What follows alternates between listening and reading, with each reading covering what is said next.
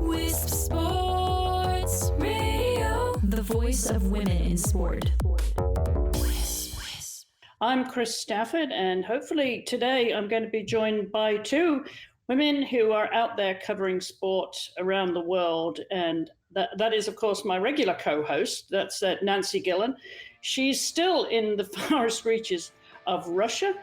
And we also have Ailsa Cowan, who's going to be joining us from Manchester in England with a soccer report.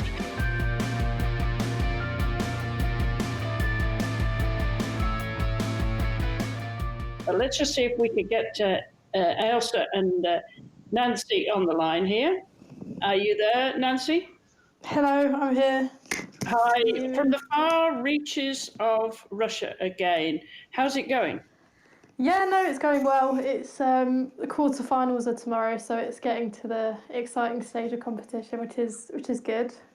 Yeah, where you start to get excited. That is, of course, the Women's World Boxing Championships, right in somewhere called Ulan, which I'd never heard of before, Nancy, but you probably know more about it than you ever thought you would by the time you go home.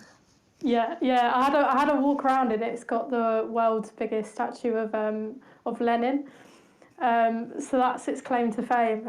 So I went and had a look at that, which I didn't think I'd ever see that in my life, but there you go. I hope you've got a photo of you standing next to him. No, I haven't got one with. I've got one of it, but I need to get one with it because apparently, if you do it, it gives you good luck in the future or something like that. Oh, we'll definitely do that then. Well, we've got a lot to cover, Nancy, as usual. There's always something happening in the world of women's sports, but I do need to introduce our other co-host today, who's joining us from Manchester, England, and that's Ailsa Cowan. Ailsa, are you there? I'm here, yeah. Oh, well, welcome to the show, and thank you for joining us in just a few minutes. I know you're going to be bringing us a soccer update because that's what you're passionate about, isn't it, soccer? It certainly is, yeah. Thank you for having me. Yeah, absolutely. Just tell everybody what you do, because you're a sports journalist for the BBC. Just explain a little bit where you are.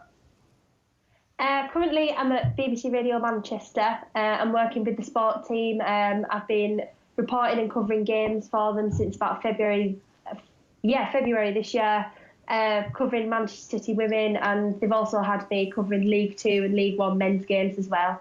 All right, fabulous. Well, we'll come back to you in just a second there, Ailsa. But meanwhile, we've got, obviously, top of our roster today is an update from the Women's World Boxing Championships. Nancy, what have you got for us so far?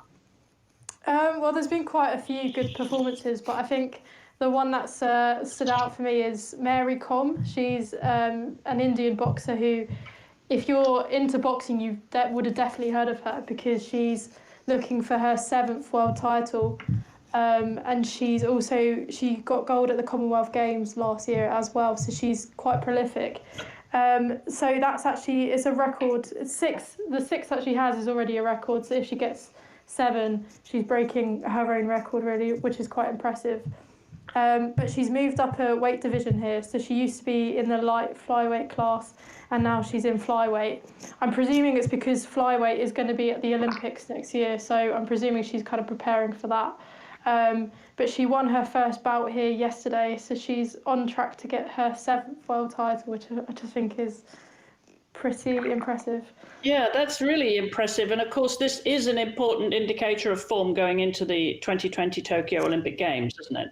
Yeah, it's not a qualifying event, but the number of weight divisions for women at the Olympics has gone up from 3 to 5. So there's a whole lot more boxers that are going to be eligible to fight at the Olympics. So I think a lot of them are using this as kind of not a warm-up competition, because obviously it's still the World Championships. But yeah, like you said, getting into form before the Olympics next year. All right, now this wraps up at the weekend, doesn't it? Your last day, is it Sunday? The 13th, Sunday. So quarterfinals tomorrow, and then we have a rest day, and then there's the semi-finals and the finals at the weekend. And what's the media coverage been like out there for the women's championships? Has it been anything like what it was like when you were there for the men's?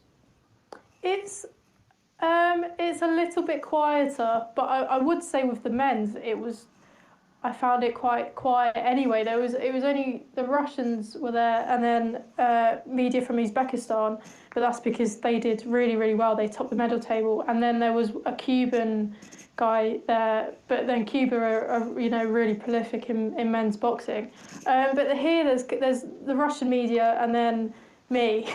So, but it was not that many, but then compared to the men's, there weren't that many at the men's anyway. I don't know if it's maybe because of the location, both times they were quite obscure Russian cities, so maybe if you'd had it in maybe a more accessible place, there'd be more media at both. But it's, in comparison to the men's, it's not lacking that much, which I suppose is quite good. Yeah. Well, good.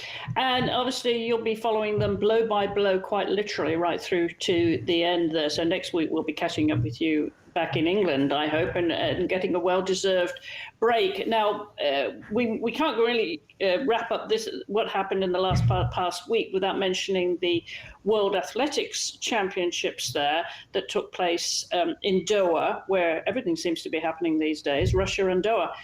And I do want to mention just one standout performance for me. I'm sure you've got some too. It was the USA's Dalia Mohammed who won the 400-meter hurdles again, breaking the world record of 52.16. And I think there were so many records that were broken there. There was some controversy too, which we reported on last week's show. Was there anything that stood out for you? Me personally, just being British, Dina Rasher-Smith and Catherine. How did I know you were going to say that? Yeah. I think I wrote something about it, kind of saying, obviously, Team GB is a little bit. We're lacking on our athletic stars going into Tokyo, and I think those two just really, the love for those two is strong in Britain at the moment. So those two for me were just really good. Well, the other thing that broke this week, which is just riveting to watch, and we've seen so many gymnastic champions over the years, and I'm sure you have, Nancy, that just take your breath away. And of course, America's Simone Biles has done that whenever she gets on the floor or on the bar or whatever she does in the gymnastics hall. But she's now collected, 21 world. Yeah, which is the record amount of world titles for a female gymnast, and I think she hasn't broken it yet for a gymnast in total, but I think that's only at 23 medals, so she could still do that at this World Championship. She could still become basically the greatest gymnast of all time. Which I think when you look back at this period of time, you definitely you'll always remember her as one of the best gymnasts ever, for sure. Yeah, and I think what's so remarkable for her too is she's gone through the whole of this Larry Nassar scandal as well, and that psychologically has had an enormous impact on her too. And yet she just seems to come out with that fighting spirit, that tenacity, that focus that it requires to continue to compete at the highest level. So I think she's grown enormously, not just as an athlete, but as a person as well through all of this. Yeah, and I think what happened with all of that, it's life ruining really, and like you said, the fact that she's just managed to come through and perform, and not even perform but just be the best in the world is incredible. Yeah, good for her. Now you've got news of Chloe Kim is taking a break. I haven't heard about this. What do you know? So Chloe Kim is, just in case people don't know who she is, she's one of those people that when I started at Inside the Games, I had no idea who she is because winter sports aren't that popular in Britain. But she's one of those people that just comes up and again and again and again, winning things. So I just got to know her name quite well. So she's the World Olympic, Youth Olympic and X Games champion in the half pipe snowboarding. She's only 19. So she's basically decided she's kind of done everything, and now she's going to have a year out and she's going to Princeton University in the US, which I believe is quite a good university, isn't it? Yes, it's quite a good university. Well, good for her. Yeah, so she's having a year out, and she's just going to.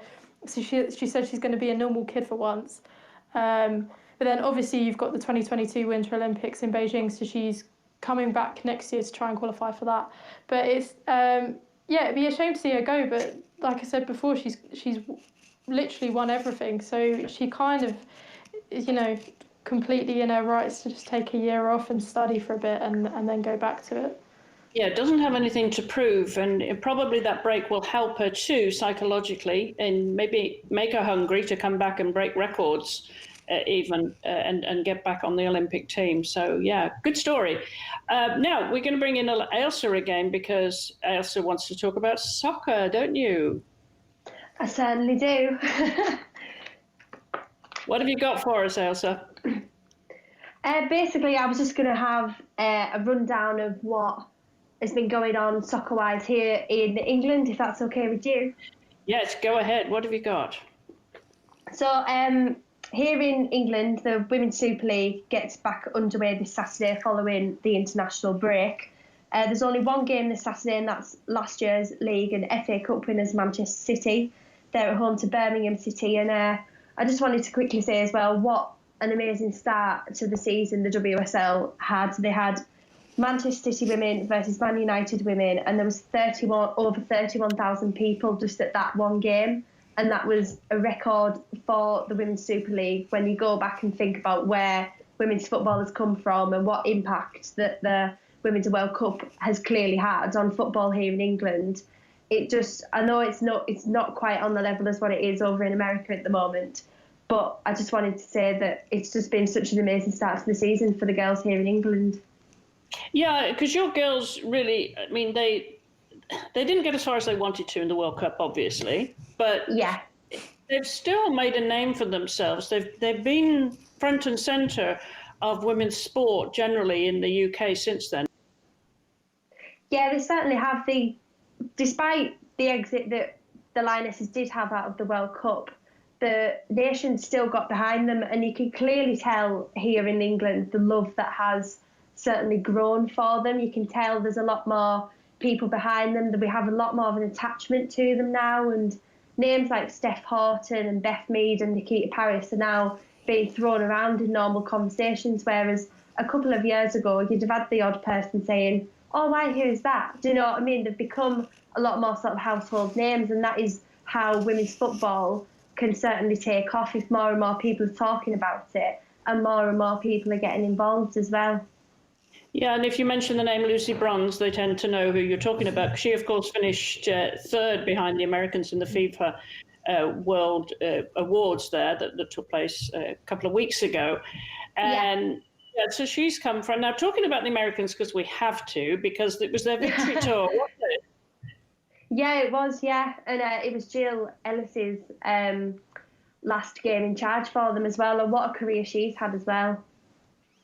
Well, it's been extraordinary. I mean, she's record-breaking coach for sure, and she's going to be sorely missed. But I don't know if you were able to follow any of the victory tour, but down there at the end, last Friday, we had the first game against Korea, and then on Sunday, the second game against them. Now, we managed to beat them on Friday, but boy, did they come out like a bunch of terriers chasing a rabbit. They were not going to let the Americans run away with this by any means. And then they came back at us in the second game on Sunday, and it was just extraordinary. I don't know if you were able to hear anything about this, Nancy, were you, from where you were?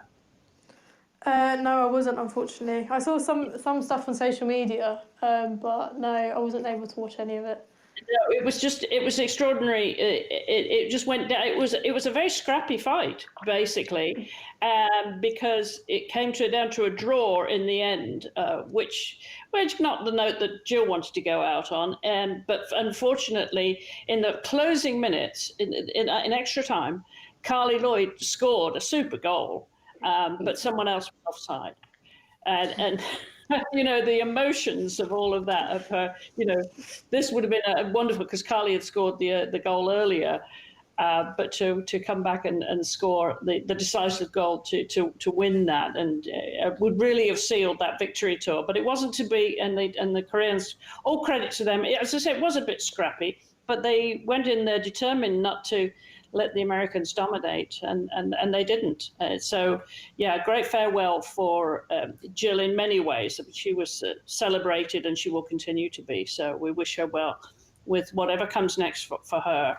And that leads us very nicely to another soccer story. Unless you've got, have you got anything else for us, Ailsa? No, that was kind of it. I was going to talk about as well the run of friendlies that the Lionesses have had as well. Oh yes, go ahead. I didn't know they were doing that. Oh well, they've had since they had their first friendly. It was their first game since the World Cup back in August, and that was a friendly against Belgium, and that finished 3-3. And they've come under quite a lot of, to use the word, scrutiny over the past couple of weeks, because I think there's been a lot of hope and a lot of they've been idolised so much throughout the World Cup. I think they've lost. They drew 3-3 against Belgium, and then they lost 2-1 against Norway, and they lost 2-1 against Brazil as well. And the manager, Phil Neville, has come under a lot of criticism for their run of friendlies that they've had, because I think there was a lot of pressure put on them after the World Cup to win all of these games. And I think there's quite a lot of pressure to put on a team that have just come out an international tournament and they're expected to win all of these games. But they played against Portugal last night and they won 1-0. Beth Mead scored the only goal of the game. It was about 20 minutes left of the second half, and it came from a rather unfortunate mistake by the Portuguese goalkeeper. But I think they've had a lot of pressure thrust on them since the World Cup.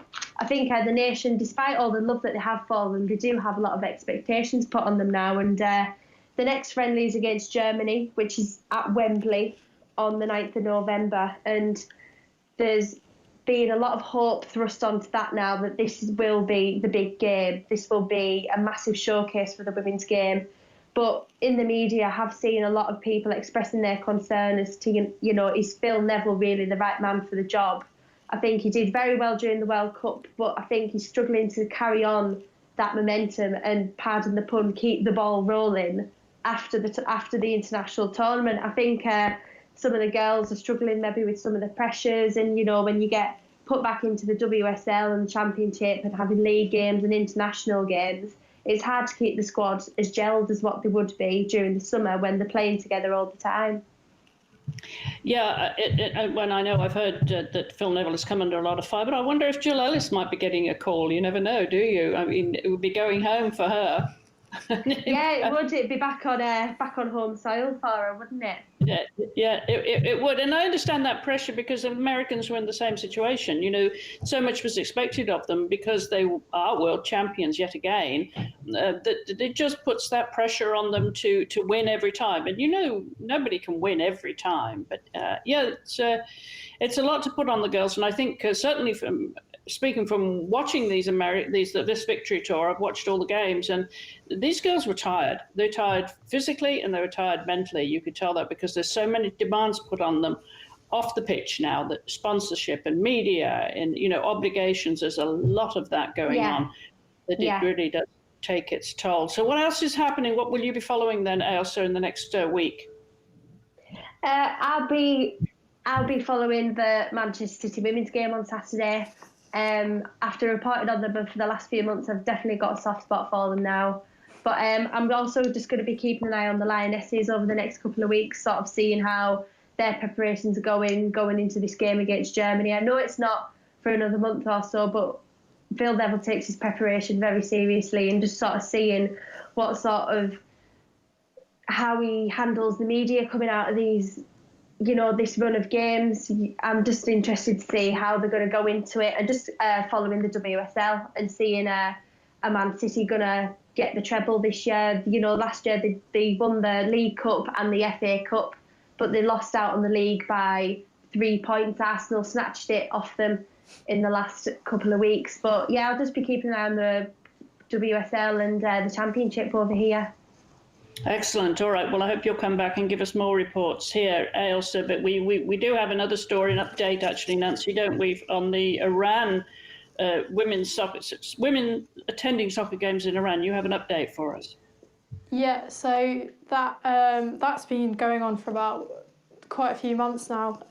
But we found out that women are going to be allowed into the match, which is actually taking place tomorrow. So that's against Cambodia, and that's a FIFA World Cup qualifying match.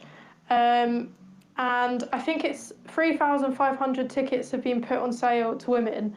And the whole thing was a bit strange because apparently it just went online. There was no announcement from the Iranian Football Federation. The news kind of came out through social media, and then as soon as it did kind of come out, those tickets sold out instantly, like straight away. But obviously the Iranian Football Federation just didn't want to make any kind of fanfare about it whatsoever. So that kind of came out, and then straight away, there's been backlash because the stadium, it has a capacity of 78,000, and they've only put 3,500 tickets on sale for women. So that in itself, you let women into the stadium, but that's still discrimination because you're limiting how many can go in. And then people have kind of just been worried that it's going to be potentially dangerous, like how are they going to police it? Are they going to get harassed? And then I've seen other reports as well. I've kind of seen things like the fact that there's apparently 2,000 tickets, so 3,500 tickets are sold to women and then 2,000 to men. So that means that the stadium is essentially completely empty, but they're still not expanding the amount of tickets that are being sold to women. So it's kind of a tiny, tiny, tiny step forward. And we'll see tomorrow how it all goes down and whether hopefully everything will go well and it will be safe and fine. But it's kind of almost, it looks like progress, but I don't know how much progress has actually been made, really. Yeah, well, we'll follow that and have an update next week on the show here. So there's more news to come here on our WiSP Sports Desk, which we put out every week here on the Podbean app. Thanks to Podbean for enabling us to do this now with this live show, where you can call in every week to the show. So just follow us on the Podbean app. That's 10 o'clock Eastern every Wednesday here with me, Stafford Nancy Gillen. And now we have Ailsa Cohen joining us as our soccer reporter. But you're going to be able to do more than just soccer, aren't you, Ailsa, because I know you're a keen sports fan. I am indeed, yeah. All right. Well, before we go, we've got a couple more stories. Nancy, this is something new I haven't come across before. The Women's Sports Leadership Academy for Coaches. Tell us about that. Yeah, this is something which coincidentally is happening at the University of Hertfordshire, which is actually about 10 minutes from where I grew up. So that was quite funny when I wrote this story. But 6 federations have come together to offer women a kind of pathway into elite coaching. So that's the federations for cycling, rowing, rugby, tennis, wrestling and triathlon. And it's a 14th month programme that's funded by the International Olympic Committee. And it's basically just trying to address the fact that there's a very low percentage of female coaches at an elite level. And it's teaching them the skills to make it at a high level, but then also kind of creating this network of female coaches. So it's quite a good news story, really. And triathlon are kind of at the forefront of it. Their president is a woman called Marisol Casado, she's also an International Olympic Committee member. She's kind of at the forefront of gender equality in the Olympic movement. She recently attended Women Political Leaders Summit on behalf of the IOC a few months ago. So she's kind of at the forefront of all of this, and triathlon are kind of taking a role in this programme. So that's quite a good move, really, and hopefully we'll see more elite level female coaches coming out of that programme. Yeah, that certainly is. You mentioned Marisol there. We featured her in the past, of course, for her leadership role in gender equality in triathlon, a great role model there. Speaking of triathlon, it is, of course, Kona this week. That's the World Championships in Kona, Hawaii. So that's a big deal. I think the whole of the island just gets under siege by triathletes for weeks because they go in early, to 1 or 2 weeks even before, to acclimate for that. So we'll bring you an update on the results from Kona next week on the show. Commonwealth Games news, Nancy. Yeah, this is also quite a good news story as well. And this is just about the Trinidad and Tobago's bid for the 2021 Commonwealth Youth Games, which was successful. So they're hosting that. I think it was Belfast used to have it, but they dropped out. So now Trinidad and Tobago have taken that over. And Louise Martin, who is the Commonwealth Games Federation president, has just praised 3 women from Trinidad and Tobago, 3 athletes, Reza Grant, Kwanezi John and Chanel Young, for their work behind the bid as a whole, they kind of came up with, the whole kind of bid, developed it and put it to the Commonwealth Games Federation. So they've just been singled out and praised for their role in that, which is quite nice. Great story. Yeah, that's good. Well, I have to admit, I'm going to start to get a little bit excited now because the Skiing World Cup starts very shortly here, later this month in Sölden, Austria. Traditionally starts out there. I don't know if either of you skiing fans? Are you going to be following this? Ailsa, do you follow skiing? I don't follow skiing, I'm afraid, but I feel like I'm from the wrong part of the world to follow skiing. Well, there have been known to be athletes from the UK that have excelled in skiing and snowboard sports. Yeah, it has happened, but I hope you'll get the buzz like I do. Well, how about you, Nancy? Do you get the buzz for World Cup skiing? Well, we cover it with work, but that was very much my first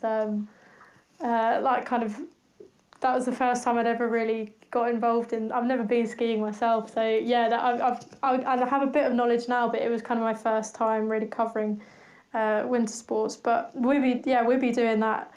We'll be reporting on that, so I'll be up to date with that. Yeah. Yeah, I bet you will. All right, well, we'll start talking about that in just a few weeks' time here by the end of the month. Nancy, anything more from your part of the world before we wrap up this week? No, probably just keep an eye out for the quarterfinal results tomorrow because there's a lot of good boxes going, so it'd be fun to cover. Okay, and that's of course at insidethegames.biz, B-I-Z, yep. Insidethegames.biz, where you can find all of Nancy's blogs from Ulan in East Siberia. And safe travels home, because we'll catch up with you next Wednesday here on the show. Where are you going next? Do you know at this point? Are you just taking a few days off? I've got a bit of time off, but then I'm going to Warsaw for the European Olympic Committee's General Assembly. So that's kind of a bit of sports politics there. Oh yes, you'll be really immersed in it then. So we'll expect you to know all the inside scoop there from the IOC. So we'll catch up with that too. But Ailsa, what are you following next this weekend? You're going to the Man City game, obviously soccer, but are you following any other sports? I'm not this weekend, I'm afraid. There's too much soccer that's on that I need to keep my eye on. Obviously, a die-hard soccer fan there, Ailsa. Well, thanks for joining us with the report. I hope you'll come back next week and join us again. And me, Chris Stafford and Nancy Gillen, who will be back in the UK too. Until the next time, thanks for listening to WiSP Sports Desk here on WiSP Sports. Don't forget, follow us on social media at WiSP Sports and join in the conversation there. And of course, Nancy is at Nancy_Gillen on social media too. Ailsa, what's your social media? My social media is on Twitter. It's at Ailsa Wrote #1. Okay. All right. Well, thanks, guys.